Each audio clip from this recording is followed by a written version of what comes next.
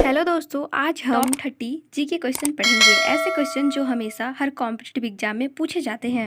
तो चलिए वीडियो को शुरू करते हैं। हमारा पहला सवाल है, संविधान में दोनों सदनों की संयुक्त बैठक का प्रावधान किस अनुच्छेद में है?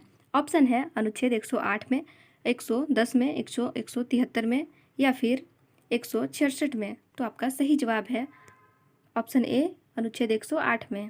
इसी तरह से दूसरा सवाल है, विश्व में ट्रेन ऑर्गेनाइजेशन का प्रथम मंत्रिवर्गीय सम्मेलन कहाँ हुआ था?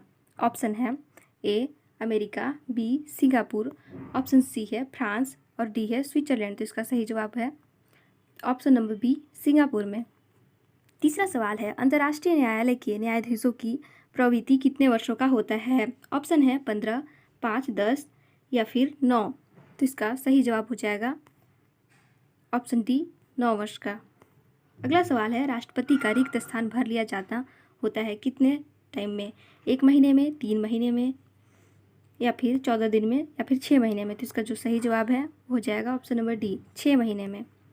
आगे सवाल है, पृथ्वी के वायुमंडल का सर्वाधिक घनत्व किस पर होता है? कोई नहीं होता है, समताप मंडल पर, आयन मंडल पर या फिर क्षोभ मंडल पर। तो इसका सही जवाब हो जाएगा क्षोभ मंडल पर। आगे सवाल है, भारत में रिमोट सैटेलाइट प्रोग्राम के जनक कौन हैं? के कस्तूरीरंगन, आर के नारायण, मदन मोहन, नंबी नारायण। इसका सही जवाब है ऑप्शन नंबर ए, के कस्तूरीरंगन। आगे सवाल है, रासायनिक रूप से मिल्क ऑफ मैग्नीशिया किसे कहा जाता है? कैल्शियम कार्बोनेट को, मैग्नीशियम हाइड्रोक्साइड को या फिर सोडियम हाइड्रोक्साइड को, मैग्नीशियम हाइड्रोक्साइड को। तो इसका जो सही जवाब है वो है option number B, magnesium hydroxide को। इसी तरह से 8वां सवाल है, 7 टापुओं का शहर किसे कहा जाता है? 7 टापुओं का शहर किसे कहा जाता है? ऑप्शन है मुंबई को, कोलकाता को, कोची को। तो इसका जो सही जवाब है वो है ऑप्शन नंबर ए, मुंबई को 7 टापुओं का शहर कहा जाता है। ग्रीनलैंड किस देश का अभिन्न अंग है? ग्रीनलैंड किस देश का अभिन्न अंग है? ऑप्शन है स्वीडन का, इंडोनेशिया का, डेनमार्क का या फिर नॉर्वे का। तो इसका जो सही जवाब है वो है ऑप्शन नंबर सी, डेनमार्क का। 10वां सवाल है, टेलर घाटी किस देश में अवस्थित है? टेलर घाटी किस देश में अवस्थित है? न्यूजीलैंड में, ऑस्ट्रेलिया में या फिर अमेरिका में या फिर दक्षिण अफ्रीका में। तो इसका जो सही जवाब है वो है ऑप्शन नंबर बी, ऑस्ट्रेलिया में। 11वां सवाल है, भारत में पहला कृषि विज्ञान केंद्र कहाँ स्थापित हुआ था? पहला कृषि विज्ञान केंद्र चंडीगढ़ में, पुडुचेरी में, लक्षद्वीप में या फिर नई दिल्ली में। तो इसका जो सही जवाब है वो है ऑप्शन नंबर बी, पुडुचेरी में। भारत में 14 बैंकों का राष्ट्रीयकरण किस पंचवर्षीय योजना के दौरान हुआ? चतुर्थ, तृतीय, दूसरे या फिर 5वीं पंचवर्षीय योजना के दौरान हुआ। तो इसका जो सही जवाब है वो हो जाएगा ऑप्शन नंबर ए, चतुर्थ पंचवर्षीय योजना के तहत। सर्वाधिक अम्लीय वर्षा किस देश में होती है? सर्वाधिक अम्लीय वर्षा ब्राज़ील में, भारत में, नॉर्वे में या फिर पाकिस्तान में। तो इसका सही जवाब है ऑप्शन नंबर सी, नॉर्वे में सर्वाधिक अम्लीय वर्षा होती है।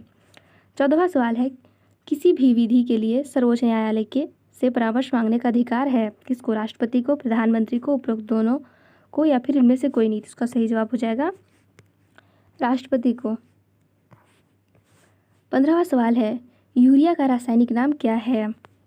एनिलीन, कार्बामाइट, क्लोरोइथेन या फिर इनमें से कोई नहीं। तो इसका सही जवाब हो जाएगा carbamite. Indira Gandhi centre of atomic research किस राज्य में स्थित है? राजस्थान में, तमिलनाडु में या फिर महाराष्ट्र में या फिर केरल में। इसका सही जवाब हो जाएगा ऑप्शन नंबर बी, तमिलनाडु में।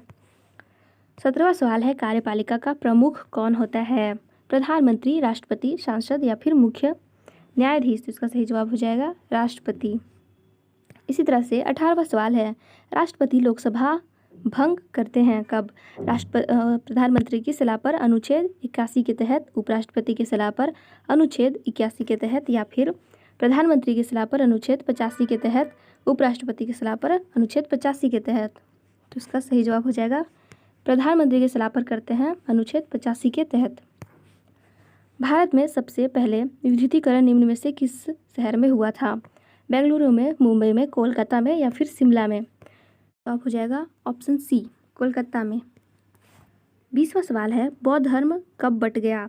प्रथम बौद्ध संगति के दौरान, द्वितीय बौद्ध संगति, चतुर्थ बौद्ध संगति या फिर तृतीय बौद्ध संगति के टाइम पे। इसका सही जवाब हो जाएगा चतुर्थ बौद्ध संगति के टाइम पे। भारतीय जागृति का जनक किसे कहा जाता है? भारतीय जागृति का जनक किसे कहा जाता है? दयानंद सरस्वती को, दादा भाई नौरोजी को, या फिर स्वामी विवेकानंद को, या फिर राजा राम मोहन राय को? तो इसका सही जवाब है राजा राम मोहन राय को कहा जाता है। ब्रिटेन के मार्गरेट थैचर को किस नाम से जाना जाता है? तो इसका ऑप्शन है शांति महिला, लौह महिला, वीर महिला, लड़ाकी महिला। तो इसका सही जवाब है लौह महिला के नाम से जाना जाता है। बिहार बंगाल से अलग कब हुआ था? 1910 ईस्वी में, 1912 ईस्वी में, 1915 ईस्वी में, या फिर 1918 ईस्वी में? ऑप्शन नंबर बी 1912 ईस्वी में। आगे सवाल है, भारतीय प्रशासनिक सेवा किसके शासनकाल में प्रारंभ हुई? लॉर्ड डलहौजी के शासनकाल में, वारेन हेस्टिंग्स के शासनकाल में, लॉर्ड वेलेजी के शासनकाल में, या फिर लॉर्ड कॉर्नवालिस के शासनकाल में? तो इसका सही जवाब है लॉर्ड कॉर्नवालिस के शासनकाल में शुरू हुई थी।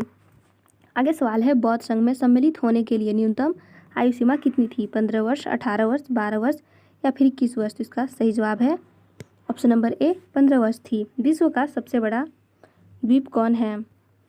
ग्रीनलैंड, आइसलैंड, ऑस्ट्रेलिया, या फिर अरब प्रायद्वीप? इसका सही जवाब है ग्रीनलैंड। रबिया दुरानी किस मुगल शासक की पत्नी थी? शाहजहाँ की, शाह आलम द्वितीय की, औरंगजेब की, या फिर जहांगीर की? तो इसका सही जवाब है ऑप्शन नंबर सी औरंगजेब की। किस गुप्तकालीन शासक को कविराज कहा गया है? कविराज कहा गया है श्रीगुप्त को, चंद्रगुप्त को, समुद्रगुप्त को, या फिर स्कंदगुप्त को? तो इसका सही जवाब हो जाएगा समुद्रगुप्त को। गिरनार पर्वत पर स्थित सुदर्शन झील का पुनरुद्धार किसने कराया था?